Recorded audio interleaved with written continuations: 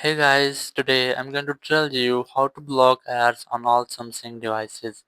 If you're using any Samsung device and now you want to block ads on your phone, so let's see how can you do this. You just have to open your phone settings. In settings, just scroll down and look for Google settings. Here's that, just tap on it. Then select all services from here. And here you just have to scroll down and here you'll get the ads option. Just tap on it. Then just select delete advertising ID from here. Then select delete advertising ID, and after that just go back and here's another setting which is usage and diagnostic. Just tap on it. Then you must have to disable the settings.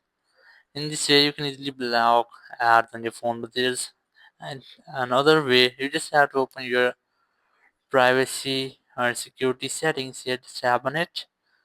Now scroll down and look for more privacy settings, and here you will get ad options. If you want to get the ad option in your Google, so you just have to select ad option from here, and here just select delete advertising ID like this. Just tap on it and then select delete advertising ID, and after doing this just scroll down and you will get user and diagnosis again. Select it, and here you must have to disable the settings to block ads on your phone. In this way you can easily block pop-up ads on your device.